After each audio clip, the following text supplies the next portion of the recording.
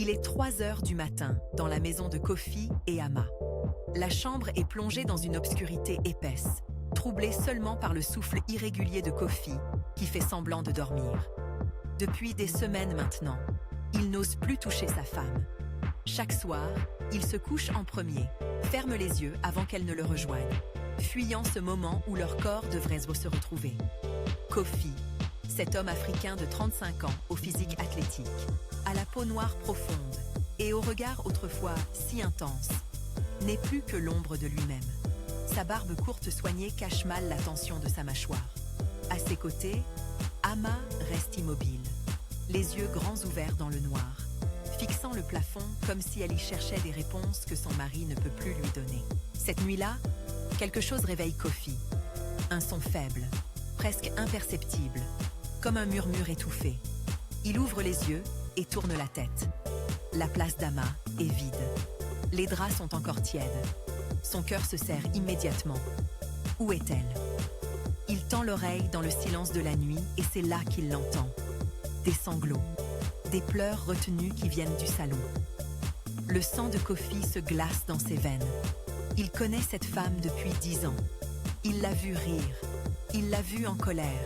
Il l'a vue malade. Mais jamais, jamais il ne l'a entendue pleurer comme ça.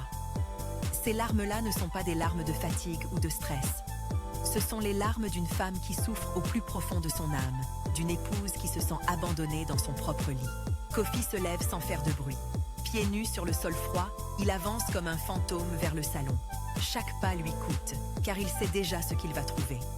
Et quand il atteint l'entrée du salon, son cœur se brise en 1000 morceaux. Ama est là, assise sur le canapé dans l'obscurité totale, les genoux ramenés contre sa poitrine comme une enfant blessée. Ses cheveux naturels tressés avec tant de soin sont défaits par endroits. Son visage chocolat, habituellement si lumineux, est ravagé par les larmes. Ses lèvres pleines tremblent alors qu'elle étouffe ses sanglots dans un coussin pour ne pas réveiller son mari. Elle ne sait pas qu'il est là. Elle ne sait pas qu'il voit tout. Et Kofi reste figé, incapable de bouger, écrasé par la honte de ce qu'il a fait à cette femme magnifique. Kofi recule silencieusement et retourne dans la chambre. Il ne peut pas l'affronter. Pas maintenant. Pas comme ça. Il s'assoit au bord du lit, la tête entre les mains, et pour la première fois depuis des mois, c'est lui qui pleure. Des larmes d'homme. Des larmes de honte. Des larmes de rage contre son propre corps qui le trahit. Il repense à tous ces soirs où il s'est détourné d'elle. Toutes ces excuses bidons. La fatigue, le travail, le stress.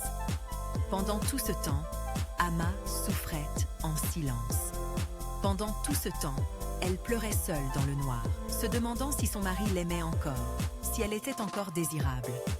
Kofi serre les poings. Il refuse de continuer ainsi. Il refuse de détruire cette femme qui lui a tout donné. Cette nuit marque un tournant. Il doit trouver une solution, coûte que coûte. Les jours suivants, Kofi cherche. Il cherche avec l'énergie du désespoir. Il refuse les solutions chimiques qui l'effraient, ces pilules venues d'ailleurs aux effets secondaires dangereux. Et puis, un soir, un ancien du village lui parle d'un rituel naturel, transmis de génération en génération. Un secret que les hommes africains utilisaient autrefois pour maintenir leur puissance et leur vitalité. Kofi décide d'essayer. Et ce qui se passe ensuite va transformer sa vie, son couple, et ramener le sourire sur le visage d'Ama. Frère, si toi aussi tu vis ce que Kofi a vécu, si toi aussi tu vois ta femme s'éloigner sans comprendre pourquoi, sache qu'il existe une solution. Ce rituel naturel a changé la vie de Kofi. Il peut changer la tienne aussi. Le lien est juste là, dans la description. Clique maintenant et reprends ta place d'homme.